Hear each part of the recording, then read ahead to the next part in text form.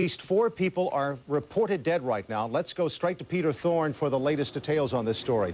Peter, what can you tell us? Well, Alan, the very definition of breaking news out here tonight. An apparent shooting spree, as I mentioned, in the city of Rosemead with 4 reported fatalities. We'll have more on that later. We just got to the scene. Police are not giving us any information at this point, but right now we're going to take a look from a newscopter above the scene. You can see the gathering detectives, media, and the crowd out here tonight. Our news, or our information, I should say, is a little bit limited right now. Have more for you later. We're just north on the 60 freeway, or of the 60 freeway in Rosemead. Scene of a multiple shooting. We're told half a dozen people shot. The LA County Sheriff's Department confirms, quote, multiple fatalities, but at this point, no more detailed information from them than that.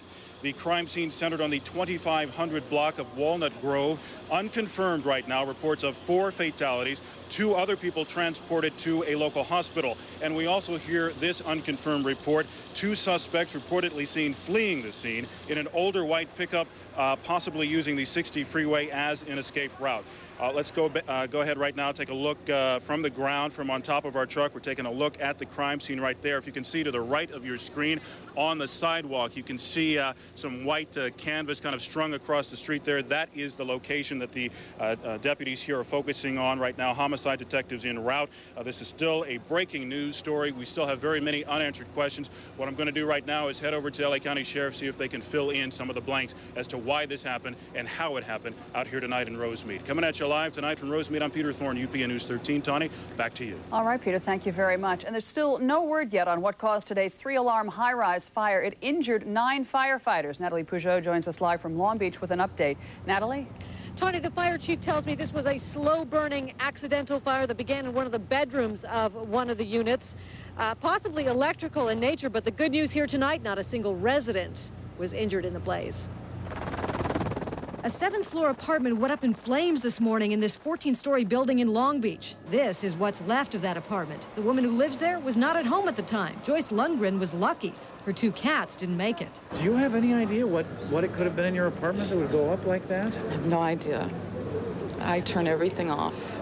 It took firefighters less than an hour to douse the blaze, and all of the residents, many of them elderly, were safely evacuated. We are certainly fortunate because of the time of day. That this was a daytime fire. Most people were up and alert. At nighttime, this could have been a much more difficult problem. But this is what firefighters had to face on the inside. Intense heat and suffocating smoke. 9 firefighters were treated for inhalation and heat exhaustion. You can see probably the smoke was banked down into about this area. We're on the floor and feeling our way through the hallways, but all we could do. 20 years ago, these stairways were a fire hazard. They used to be open, an easy flue for fire to travel up. But these walls and this fire safety door was added to meet the codes. Standards that helped save Hope Metalis, who was carried down 10 flights of stairs to safety. Now, once again, no residents injured. 9 residents are displaced tonight. Most of them should be able to return to their apartments soon, but of course, not the woman who lives in the apartment where the fire started. That apartment is completely gutted. Live in Long Beach, I'm Natalie Peugeot, UPN News 13. Alan, back to you. Okay, Natalie, thanks for an update on that story tonight. Meanwhile, we have the latest for you now. Today's deadly collision. It happened in Fresno County, which killed 13 Mexican farm workers. Their van slammed into a big rig right near the town of 5 Points. Tonight, there are reports that the van's driver had his license revoked because of a DUI arrest. Tamara Iwerks says more from the scene. From certain angles, it's difficult to tell this was a passenger van, one of the many so often seen in these farmlands ferrying workers out to the fields. We've seen these vans carrying as many as 18, 20, 22 people. And how they pack them in there, I have no idea. There were 15 people inside this van, tomato pickers who'd labored all night long, now headed east home to Fresno. The accident happened before dawn on the narrow road ahead of them when this truck tractor was making a U-turn. The van collided with the truck, one of the rear trailers, broadside of that. With deadly results, 13 people in the van were killed. Only the truck driver walked away unhurt. Authorities say in the minutes that it took for help to arrive, most of the occupants had already died. And it took hours to excavate the bodies of the driver and the front seat passenger. Investigators aren't yet sure who's at fault. The CHP says the van was last certified as a farm labor vehicle in 1997. Most of the workers were seated on 2 metal benches that were properly bolted to the floor. The setup is perfectly legal, and the UFW's Tanis Ibarra says terribly wrong. Morally, right? And it should be wrong legally, right? And I think you're going to see coming from us legislation, right, to, again, try to change this, right, to where if they are passenger vans, then they will have regular seating. It's doubtful seatbelts could have saved the passengers up front, but perhaps there would have been more survivors if those riding in the back of this crumpled van had been strapped in. In Fresno County, Tamra Iwerks, UPN News 13. Tonight, computer hackers all over the world are hailing a decision in Los Angeles federal court against Kevin Mitnick. Robert Kovacic is live in studio with details of Mitnick's day in court. Robert? Tony, prosecutors wanted Kevin Mitnick to pay $1.5 million to the companies whose computers he invaded. Today, he was only ordered to pay about $4,000. But a 46-month jail term should satisfy both sides. The LA Unified School District computer system, the first target of Kevin Mitnick back when he was a student. Now 36 and a high school dropout, he is the world's most well-known computer hacker. Perhaps because he's gotten away with so much. The government attempted to make him the poster boy for their attack on cybercrime. What exactly did Kevin Mitnick do? Federal prosecutors say he went on a cross-country hacking spree, breaking into numerous corporate systems, even once pretending to be a DMV employee. Serious stuff, but Kevin Mitnick never released any documents he found, never made any money. So why? He never did it for any profit. He never did it to harm anybody. It was the challenge. Why is this person being prosecuted? He didn't make any money off of this. Well, the fact is, to the victim, it doesn't matter. Throughout his many infractions, Kevin Mitnick is a hero to other hackers, a political prisoner. A Free Kevin website demonstrates the intense dedication of his followers over the years. Today, a precedent has been set against computer invaders, but was Kevin Mitnick acting as a pirate, or was he just playing? It's high time that the government distinguished between a recreational hacker who doesn't set out to harm anybody and between someone who's a thief in the night using a computer.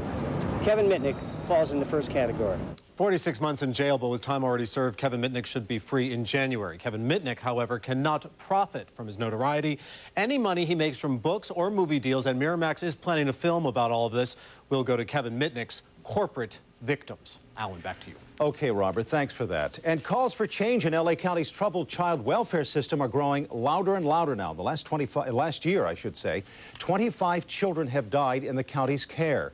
Sasha Fu went to find out what's being done.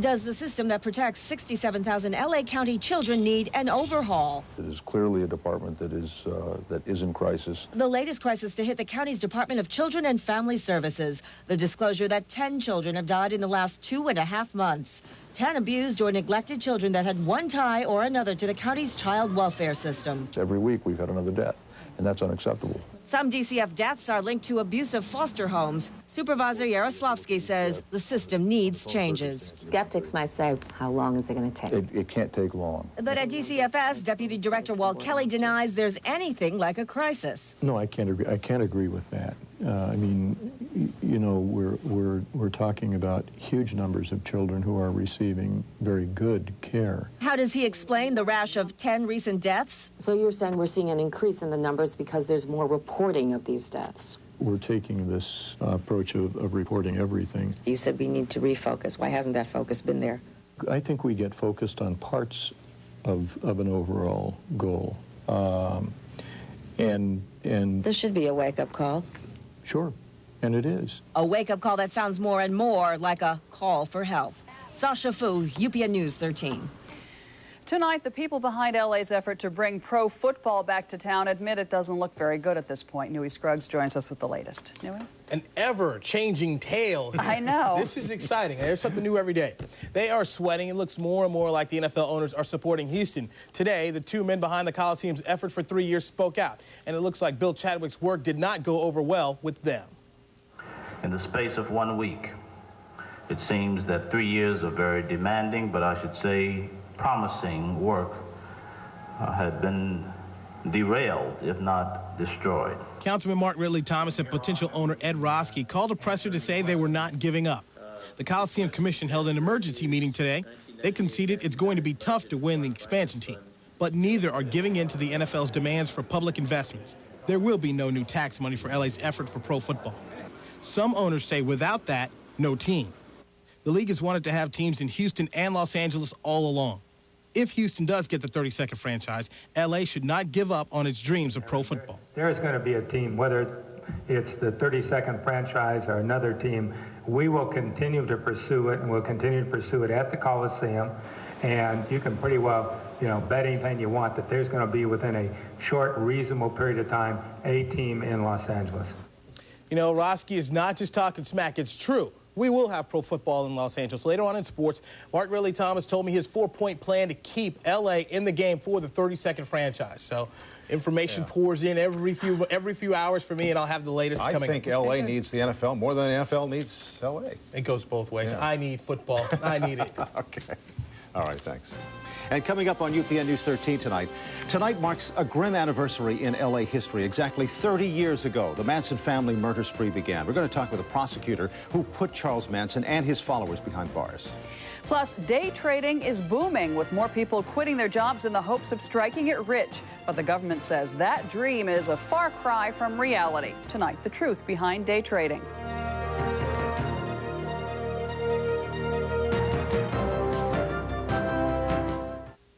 Running your own business is not as glamorous as you think. It takes sacrifice, discipline. If you don't deliver, someone else will. Okay, can we go now? Sure. Self-employment, the next big thing from Mitchell Lee. LS, the next big thing from Saturn. More room, better performance, really dependable.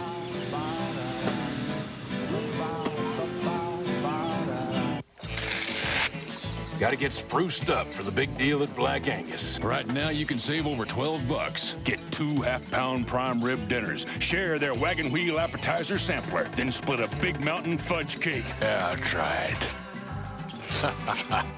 The whole shooting match for 2, just $30. That's over $12 off the regular price. Appetizer. Makes me all warm and toasty just thinking about it. Still ahead, smokers who refuse to quit say no way to California's tobacco tax. Will their efforts go up in smoke? In focus, the burning debate over Prop 10. Later. I know you're pissed off. Some joker smashes your car. Now you can't get around, you're sore, and your insurance company won't move. You want justice? Well, listen up. Don't let the system add insult to your injuries. Call 1-800-THE-LAW-2. They have the expertise to get your car fixed and your claims handled fast, all without you paying a deductible. Call the attorneys who've collected over $100 million for auto accident victims, including passengers. 1-800-THE-LAW-2. And get justice. Now. This portion of UPN News 13 is brought to you by your Southern California Dodge dealers. Most compact club cabs just aren't cut out for big loads. So you end up leaving a little cargo behind, having to lose a little weight, cutting your funds short. Dodge Dakota, however, comes up big with more available payload, towing, and power. Dakota, anything less doesn't cut it. Now get up to a $1,500 cash allowance on a Dodge Dakota. You're watching UPN News 13 with Alan Frio, Tawny Little, Danny Romero with weather, and Nui Scruggs sports. Certainly hard to believe it has been 3 decades now, and Americans are still fascinated with Charles Manson and his horrific killing spree. Tammy Taylor joins us with a look at why this case still haunts so many people today. Well, it has been 30 years since that first murder, and as the years have gone by, Charles Manson's status has been elevated to that of folk hero among certain young people. His own brand of evil is a staple on the internet now. Some kids wear Charles Manson T-shirts, even get Manson tattoos, all very distressing to those who still live the horror. We first saw his face almost 30 years ago, flashing a charming smile to the camera. Over the years, I'll deal with you. Do you understand me now? Today, Charles Manson is 64 years old and remains an ultimate symbol of horror. This was a man who is just pure evil. Deputy DA Stephen Kay helped prosecute Charles Manson in a bizarre trial that transfixed the nation. He says the mass murders committed by Manson's followers are still haunting because they were so violent, and some of the victims were well known. The most famous, actress Sharon Tate. Sharon Tate, who was 8.5 months pregnant, was not only stabbed by Watson and Susan Atkins, but She was hung while she was still alive. 4 others were slaughtered that night, along with Sharon Tate. Their blood used to write on the walls. The next night, another gruesome crime. The LaBianca's middle-aged husband and wife getting literally butchered in the supposed sanctity of their own home. Manson didn't kill one person, but he was behind all the murders, convincing his followers to carry out the deeds for a sinister reason. They did these murders to try and blame them on blacks, to start getting whites to start killing blacks, to start a race war. Charles Manson has been examined by dozens of psychiatrists over the years. Only one of them says he is schizophrenic, mentally ill.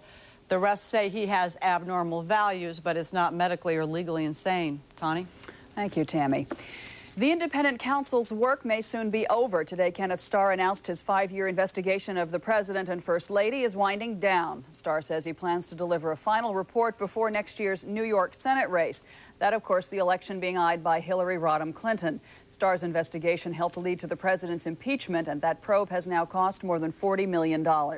Exactly 25 years ago, millions of Americans watched as Richard Nixon became our first president ever to resign. And tonight, we're going to take a look back at the leader who incited both loyalty and contempt. I feel a great sadness. And with those words began a remarkable period in American history. Richard Nixon felt he could no longer stem the tide of calls for his impeachment.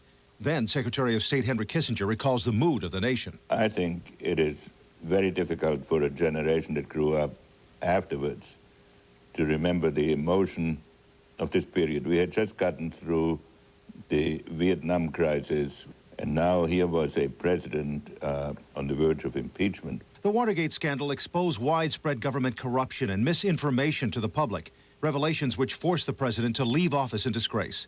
On August 9th, 1974, he said goodbye to his White House staff. And so we leave with high hopes, in good spirit, and with deep humility. And after a final wave, Nixon boarded a helicopter for a last presidential return to California. And then 1 month later, Nixon was pardoned by his successor, President Gerald Ford. By the time Nixon died in 1994, his image had been reshaped to that of an elder statesman. 2 of the largest online booksellers are being accused of exporting hate to Germany. The German government is investigating Amazon.com and BarnesandNoble.com. They're suspected of illegally selling Nazi literature like Adolf Hitler's Mein Kampf in Germany. Basically, this is the next generation Book of the Month Club. Book of the Month Club would offer all sorts of books for sale. But we never had a worry that the Book of the Month Club or Reader's Digest or any other major corporation selling to people would actually go out and come up with an advertising campaign to get you to buy hate books. It is illegal to possess or distribute hate material in Germany. Just 2 weeks after an Atlanta gunman's shooting spree put day trading in the spotlight, the industry is under fire again. Tonight, regulators accuse day trading firms of deceptive and improper practices. But as Leanne Necessary reports, many day traders disagree with that. The fact is, day trading isn't investing. It's gambling. There's no other word for it. There are an estimated 5,000 of them out there, men and women who've quit their regular jobs to turn a quick profit on the stock market. A new report out today, however, says many of these day traders are being misled by host firms that make get-rich-quick promises they can't keep. One firm, for instance, claimed that about 85% of its customers were successful. The findings of the 7-month-long investigation are released only 11 days after the massacre in Atlanta, where frustrated day trader Mark Barton gunned down 9 colleagues. Today's report found that 70% of all day traders lose some or all of their money, and that trading firms sometimes make improper loans to clients who have lost money. Lawrence Black, who's been day trading for 5 years, says the failure rate is probably higher. Some people are just naive and don't understand how the market works, don't understand how difficult it really is, or how much time it takes. In this report, the regulators encourage day trading firms to more fully disclose the risk of their practice and to more carefully screen their potential investors. In other words, follow the rules of Wall Street or face the possibility of more intense regulatory pressure down the road. In Washington, Leanne Necessary, UPN News 13. The Postal Service is going high-tech. Now you can avoid long lines and buy your postage stamps right on the internet. With a click, the new stamp actually prints right from your computer. A barcode prints out the postage amount, class of mail, date, and city right onto the envelope. You pay with a credit card or an electronic transfer. Things are changing so fast, huh? Can you imagine? But I think the postage stamp is still not licked yet. No. There's much more to come on UPN News 13. I heard a laugh out there somewhere. We'll have an update on breaking news in Rosemead. Plus, Compton leaders put a price tag on the recent rash of school arson fires. Tonight, the high cost of the fires and the search for those responsible. And in focus tonight. If I feel I'm paying way too much for my slow, miserable death.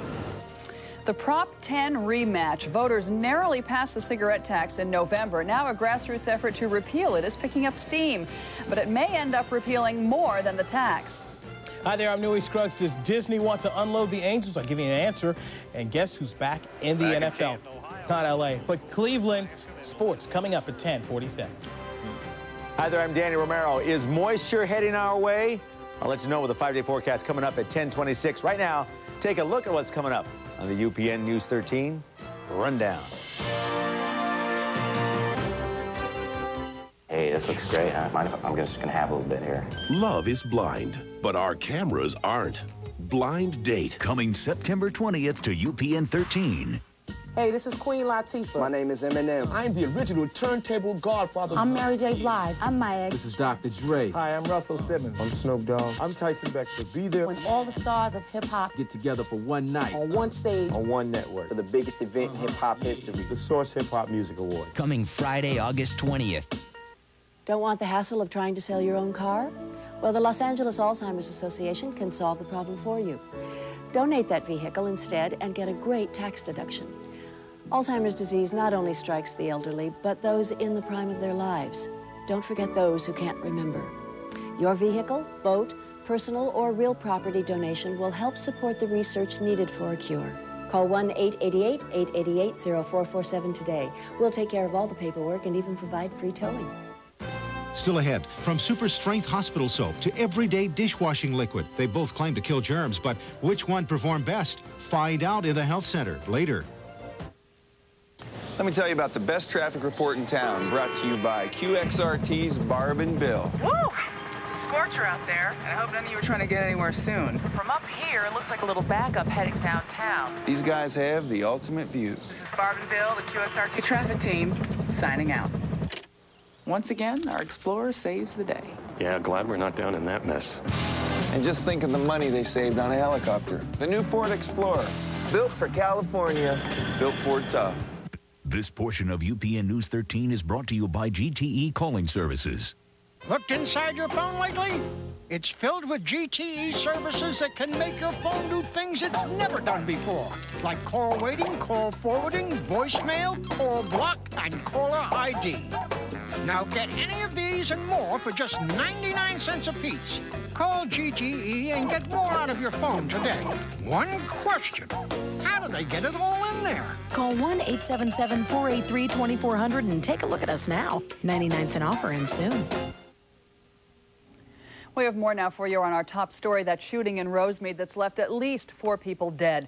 Peter Thorne is live at the scene with the latest for us. Peter? All right, what's new here now at this apparent shooting spree scene in the city of Rosemead is LA County sheriffs have sent in a forensics examination team. We just saw the van pull up behind me not too long ago, Eddie, if you want to push into the crime scene there behind me. You can see the flashing lights. You can see to the right there that bit of white canvas sheet strung across the sidewalk on the other side of those parked cars. That's the crime scene where detectives are focusing tonight. We can roll some tape that we had a little bit earlier. Here's what we've got so far on this breaking story. We're just north of the 60 freeway in Rosemead, scene of a multiple shooting. We're told half a dozen people shot. The LA County Sheriff's Department confirms, quote, multiple fatalities, but at this point, no more detailed information than that from them. The crime scene centered on the 2500 block of Walnut Grove in Rosemead, unconfirmed right now. Reports of 4 fatalities, plus 2 people transported to local hospitals, and 2 suspects reportedly, again, this is unconfirmed, but reportedly seen fleeing the scene in an older white pickup and possibly using the 60 freeway as an escape route.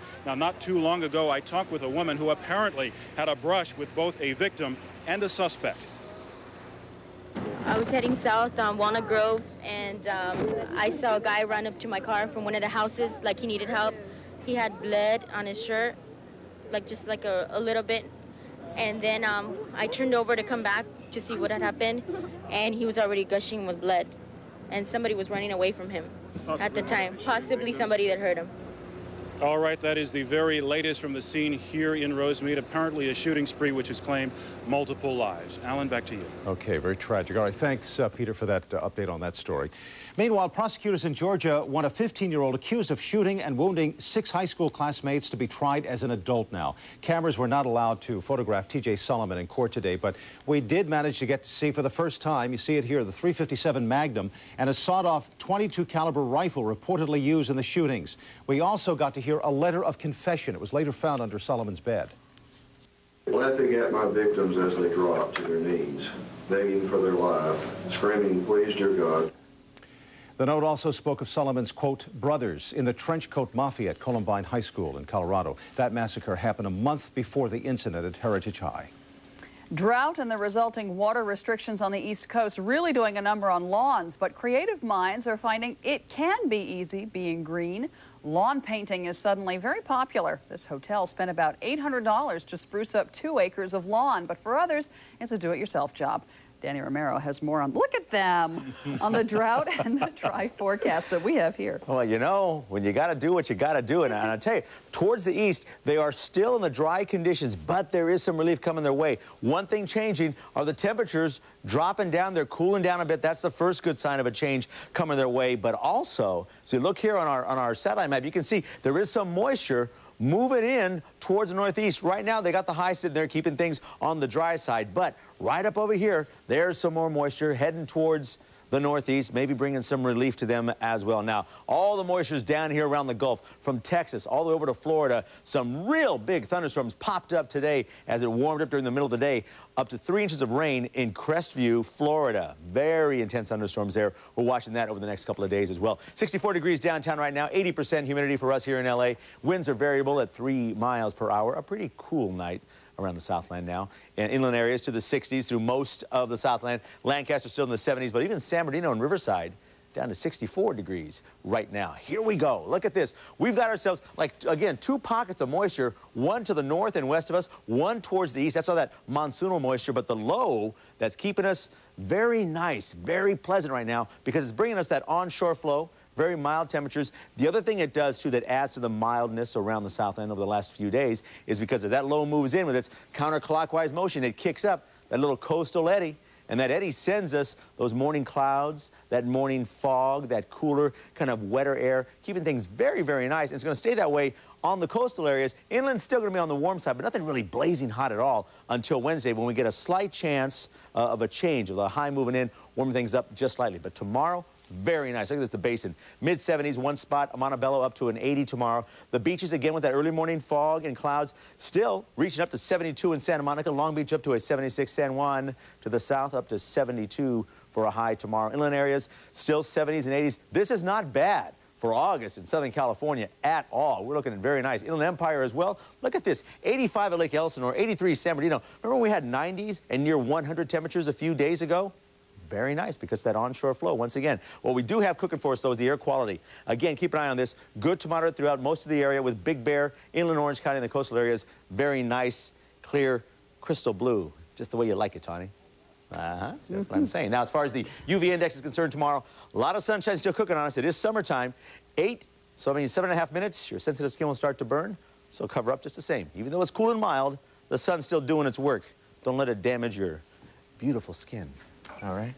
Moisturize. Here you go. Tomorrow, with some very mild temperatures and some of that onshore flow still happening, we'll have a high of 75. A good 12 degrees below normal for a downtown temp on Tuesday and Wednesday as well. Thursday, we get that high starting to move in by Friday as well. And then Saturday, another low moves in, cooling things down, keeping things very mild. It is just a great 5 days, not a bad summer at all so We have the best weather in the nation. Isn't it great? Without question. Yeah, we are loving it. We lucked out. Yes, we did. We did well. Not always like this. Well, this is Southern California. We'll take it. All right? Chamber of Commerce. Okay. In focus tonight, a push to repeal the Proposition 10 tobacco tax. Smokers and non-smokers will probably get a second chance to vote on one of November's most contentious ballot battles. Christina Penza reports. Prop 10's 50 cents a pack tax on cigarettes passed by just a slim margin in November. Now, that's one reason why a big California tobacco retailer thinks the law is open for repeal in March. So in focus tonight, the Prop 10 rematch. Many smokers call Prop 10 an unfair tax on their bad habit. I feel I'm paying way too much for my slow, miserable death. It sucks. Last time, if 40,000 people had voted the other way, Prop 10 never would have passed. Ned Roscoe runs a statewide tobacco retail chain. He's leading a drive for a Prop 10 repeal initiative in March. It's going to be a different battle this time because the tobacco companies haven't stepped up to the plate at all. But this is strictly a grassroots affair. Roscoe admits he's made a profit from Prop 10. Sales at his discount store up 30%. But he's financing the repeal effort to attract more customers and end what he calls an unfair hardship on smokers. They've had to cut back on buying lunch or going to the movies or doing something for their home and had to make tough choices. That's probably the most ludicrous argument I think I've ever heard in my life as regards to tobacco. Pathologist Raymond Melrose, an American Cancer Society spokesman, says there's something else that's hard to believe. He says the proposed repeal measure has some sneaky wording. The voters of California would be prohibited in the future from using the initiative process to ever tax cigarette products again. Meanwhile, he says Prop 10 is generating up to $700 million for child welfare programs. But Roscoe says Prop 10 should die because it's a simple case of discrimination. We're going to fight the hate against smokers that led to the passage of Prop 10. And Prop 10 passed because people think it's okay to hate smoking and smokers. So far, Roscoe says he's collected 90% of the signatures needed to get the Prop 10 repeal on the March ballot. He has 2 weeks left to get the last signatures. Alan, Tawny? Well, the quality of your hospital care is in jeopardy tonight, according to a nurses' union, but leaders say that will change at one Southland hospital, at least, if nurses vote to unionize this week. Tammy Taylor has tonight's LA Business Journal report for us. What's going on at the Henry Mayo Newhall Memorial Hospital in Valencia mirrors a national movement by medical professionals toward unionization. The nurses here at Henry Mayo are standing up for improved patient care. To do that, they want their own organization, they want a voice, they want to be listened to. Noble says more than 65% of the hospital's nursing staff has expressed interest in unionizing. She largely blames inadequate staffing. It's absolutely, for us as patients, in our interest to see that nurses can truly do their job. Union backing would ideally allow the nurses to negotiate contracts requiring a certain nurse-patient ratio. But attorney Billy Manuel has represented dozens of other Southland hospitals facing union elections. He says wages and workload is what unions are all about. The patient care argument is really not legitimate.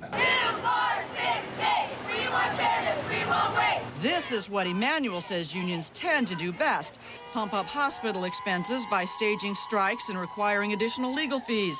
Emmanuel says that's money many hospitals cannot spare, since they're also having to cut costs because of restrictive managed care. Collective bargaining is a very protracted, tedious, time-consuming, expensive process, and somebody has to pay for that. And it's paid for ultimately by the patients. Patient costs, patient care. Phrases used by both sides fighting for ground in our increasingly cutthroat healthcare system. With the LA Business Journal report, Tammy Taylor, UPN News 13. By the way, no one at Henry Mayo would talk on camera, but they told us by phone that they're proud of the care their nurses provide. The union vote is this Wednesday and Thursday. More LA Unified students may be college-bound thanks to millions of dollars in federal grants. The Los Angeles School District has been awarded more than $21 million in federal funds. The announcement came today at Washington Irving Middle School. The money will go toward a 5-year program to help low-income students prepare for college. The program begins at the junior high level. So that they know what it takes to get into college, they know what exams to take, they know what courses to take, and they know where to apply for financial aid. All of those things that some families, because the parents aren't educated, did not go to college, parents are consumed working 2 jobs, would not otherwise be able to prepare for. 14 schools and more than 12,000 students will benefit from the program. Meantime, Compton officials have now tallied up the damage from 9 arson fires at local schools, and the estimated cost is staggering. Peter Thorne reports on what's being done to catch the arsonist. Here's the aftermath of the latest fire at Centennial High School this weekend, and with each new blaze, the Compton schoolhouse arsonist is costing the city plenty. The early estimate, mega millions in property damage and other related costs, district taxpayers footing the bill. These fires have cost the district almost $9 million. School board member Saul Langster thinks whoever's behind the arson is organized and may have inside help. I'm saying that it's a lot more serious than pranks. And there are only two reasons why anybody would burn a public building. Number one is for revenge, and number two is for profit. This rash of arson fires plaguing Compton schoolhouses got started here at McNair Elementary School and El Segundo Boulevard back on March 5th when a portable classroom went up in blazes. So far, 9 arsons hitting 6 schools. Compton's mayor has declared a state of emergency. There's a $21,000 reward for anyone turning in the firebug. School officials say they're getting a lot of tips. Have there been any notes? Have there been phone calls? Is there anything to indicate why? No, there isn't. These days in Compton, a lot of smoke, but no smoking gun linking someone to these fires. In Compton, I'm Peter Thorne, UPN News 13. And just ahead on UPN News 13 tonight, the famous Mustang Ranch in Nevada closing its doors. We're going to tell you why. Plus, doctors and hospitals find a new tool to protect patients from infection, and it's a tool right out of your very own kitchen. Dr. Dina Dell explains in the Health Center. You grew up on Dannon. You love the way it tastes. But is it all that good protein? The healthy active cultures? That it's as rich in calcium as milk? Or how Dannon Light gives you these nutrients with 0% fat? Because 6 feet 3 inches later, you're a champion volleyball player. Gabrielle Reese. Coincidence or Dannon? You can save money a little at a time. Gotta love those coupons. I am saving $3.65. Or you could save a lot with one call to 20th Century Insurance. 20th Century customers pay an average of $300 less for auto insurance. Why? You deal direct and pay no agent commissions. Plus, we only insure good drivers. One call to save hundreds of dollars? Count me in. Call 1-800-503-7575 for your free auto insurance rate quote. Tomorrow, in Focus, is Riverside censoring what you read about the Taisha Miller case? Why one group says yes and is suing the city. Tomorrow at 10 on UPN News 13. I travel light. I can pack everything I need into a weekend.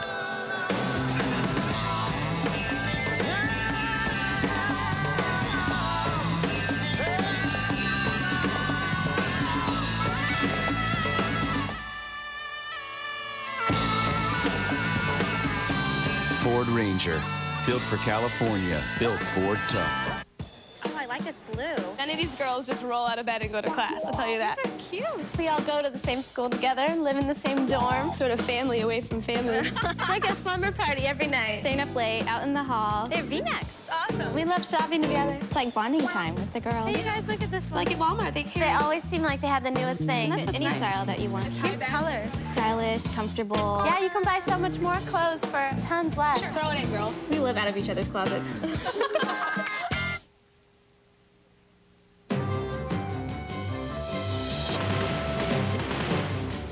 Tommy Health Center tonight, a potent germ killer from an unexpected source. Dr. Dina Dell reports on a surprising new study on the power of dishwashing liquid. It seems unbelievable in this day of modern medicine that one of the most likely places you'll pick up a serious infection is in a hospital, the place you go to get well. Ask most doctors and they'll say it seems all they do is wash their hands all day long. But looks are deceiving. Research shows doctors and nurses and other healthcare workers don't wash their hands enough between patients. It is the single most important infection control measure, and unfortunately, study after study shows that on the order of 20 to 25% of health providers wash their hands as they should. New waterless disinfectants and antibacterial soaps are helping to cut down on the spread of infections, but it's still a major problem. And now there's new research that plain old dish soap can be effective against some heavy-duty germs. In fact, they may work better than antibacterials in some cases. One of the most common hospital-borne infections is a nasty respiratory virus called RSV, which strikes the most vulnerable patients, like fragile preemies or the frail elderly. RSV is a major problem for hospitals and nursing homes, and since it can strike young children, it often runs rampant through daycares, too. Well, to see what could kill this troublesome respiratory virus, some innovative researchers created the great soap-off. They compared leading antibacterial soaps like Back Down and Hibiclens used in hospitals to plain old dish soaps like Ajax, Dove, and Palmolive. Amazingly, the dish soaps won hands down. Each dishwashing liquid was 10 to 100 times better at killing the RSV virus than the more costly hospital disinfectants. Since dish soaps don't have to list their contents, no one knows which ingredient might have antiviral properties. But this certainly seems to merit further research. I'm Dr. Dean Adele. And finally tonight, it's not as dangerous as we've been led to believe. That's what some scientists are saying about plutonium. The British Atomic Energy Authority reports that two nuclear scientists who inhaled small amounts of the radioactive substance 18 months ago have not suffered any side effects as a result. Now, the scientists, along with 10 other volunteers, decided to ingest plutonium to challenge what they call unfounded fears that the substance is harmful. And by the way, a final report on the controversial experiment will be released sometime next year. For a closer look at tonight's stories, go to our website, look us up. Here's the address, upn13.com. Click on Living in LA. That's tonight's Health Center. For the record tonight, the Energy Department is investigating a Kentucky nuclear plant where thousands of workers may have been exposed to radioactive plutonium. The investigation follows a report from the Washington Post that claims workers thought they were handling the less harmful uranium. some workers are now suing the plant. And with God's help, I make this line and Actor Martin Sheen wasn't afraid to cross the restriction line at a plutonium plant in Los Alamos, New Mexico today. He got on his knees. Okay, we apologize for that. Obviously, we were having some tape difficulties. We'll continue now. The best-known brothel in Nevada closed for business. The feds took over the Mustang Ranch today after its former madam was convicted of racketeering and conspiracy. As Shelby Sheehan reports, the shutdown is drawing some pretty unlikely visitors. I'm on Mom and Dad. Hello. Look at where I am. Many visitors, not necessarily customers, made a trip out to the Mustang Ranch to pick up some souvenirs, take a few snapshots, and see firsthand the ending of an era. Gotta buy a T-shirt. And just so you can... Wear it around. Just wear it around. You know, you gotta have that big lie going.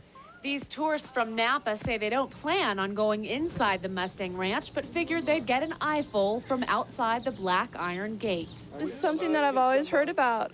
Everyone always talks about the Mustang Ranch, just everybody's fantasy. These men say they're going in for a drink at the bar, and that's it.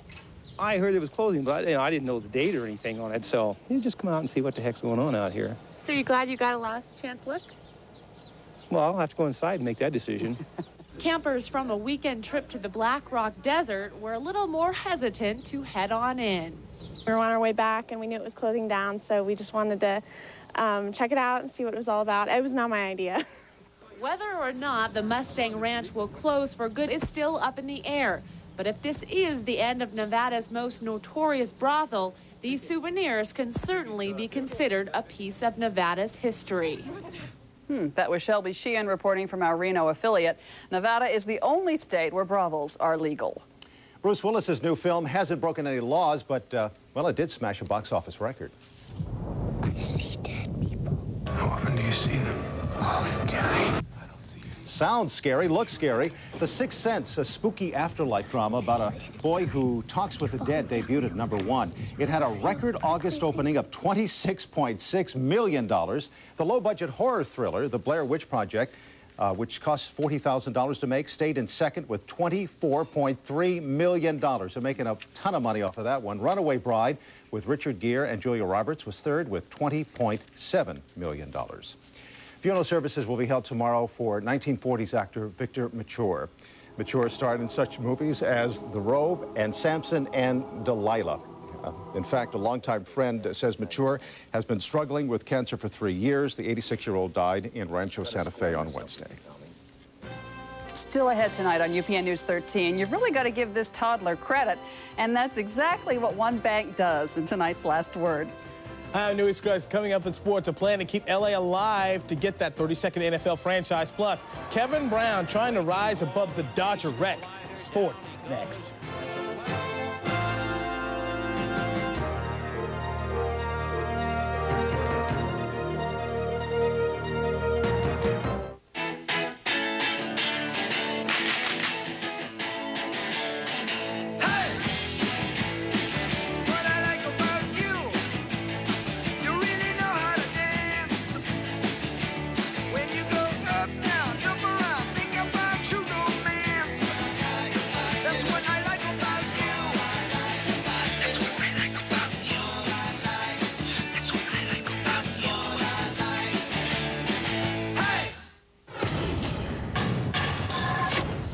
brought you the most innovative minivan in history, revolutionary cab-forward design, and the first pickup with 4 doors. Now, here's what's new for the new Dodge. The Dodge Summer Clearance, with exceptionally low lease rates.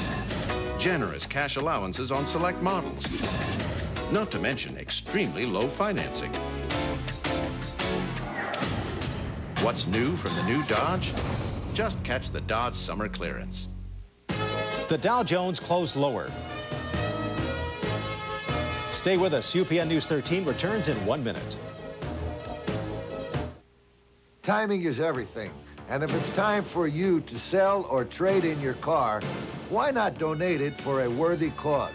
Donate your car, truck, boat, or RV to Big Brothers. Save money on taxes while supporting hundreds of fatherless boys. Help us find the Big Brothers they need to look up to. Just dial 1-800-433-5111.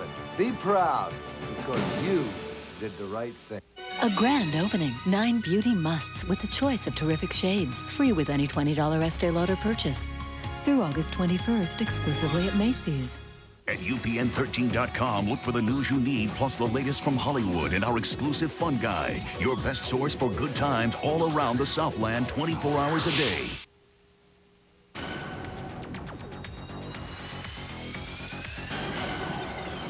I don't know what's going on in sports. Well, as here in Nui LA. said, it changes by the moment, so let's find out what's happened lately. Nui? Oh, yes. Got a phone call about an hour ago, so things are changing as we speak. Oh, this football thing is getting a little confusing, but keep hope alive. Pro football will be back in L.A. It just might not happen next month.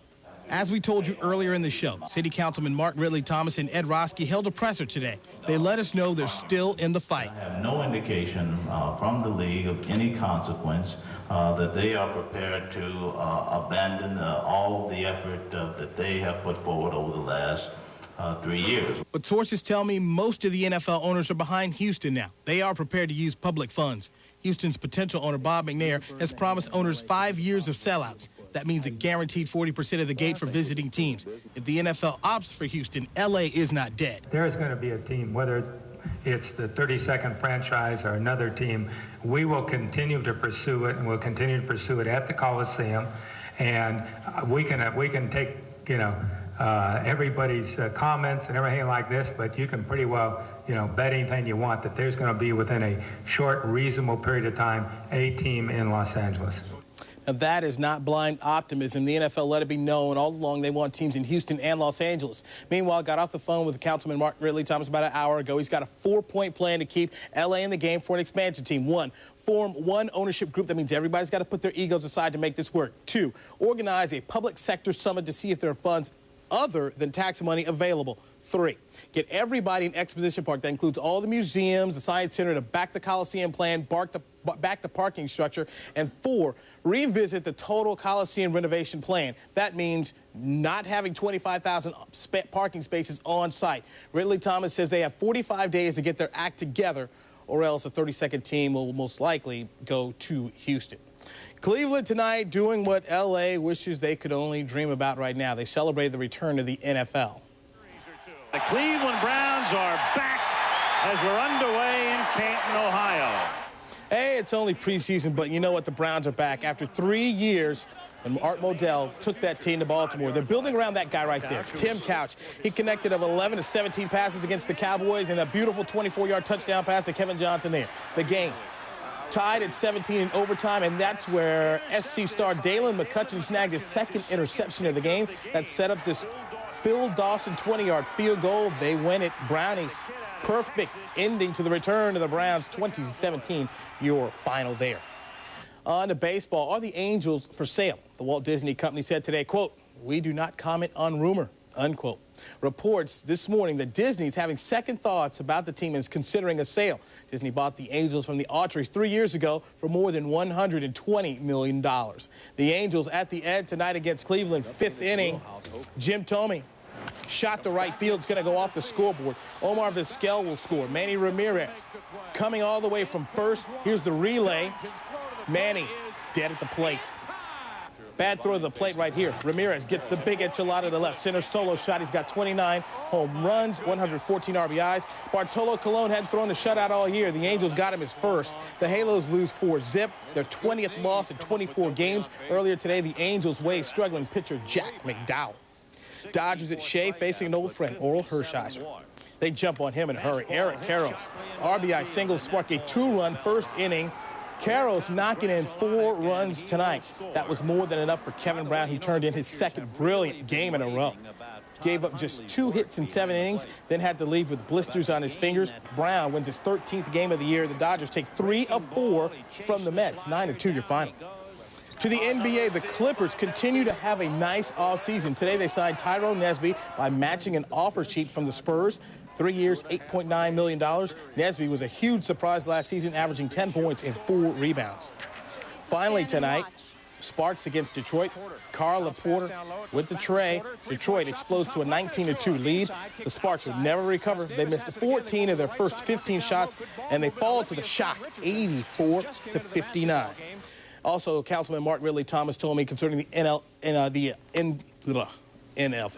NFL effort that they're on the phone with him constantly, every day. So there's no reason to go and say it's over. Ugh.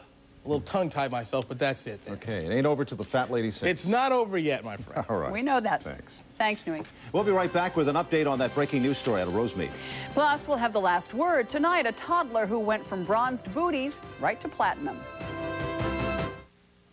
This portion of UPN News 13 is brought to you by Jack in the Box. Jack? Oh, hi, sweetheart. Yeah, I know it's late. I'm still working on a name for the new bacon cheeseburger. The one with sizzling bacon and real bacon bits, so there's bacon in every bite. Yeah, it'll be hot, because we won't make it till it's ordered. Well, the only name I've got so far is Bacon Cheeseburger, so I'm gonna keep working here and... You're wearing what?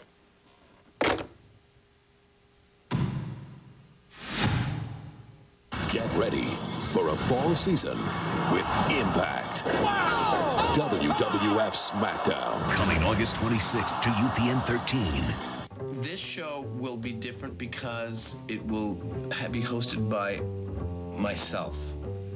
And right away, that makes it very different than, let's say, you know, the Stephanie Miller show. What happened to my eye? Coming September on UPN 13. First, there was Chevy Suburban.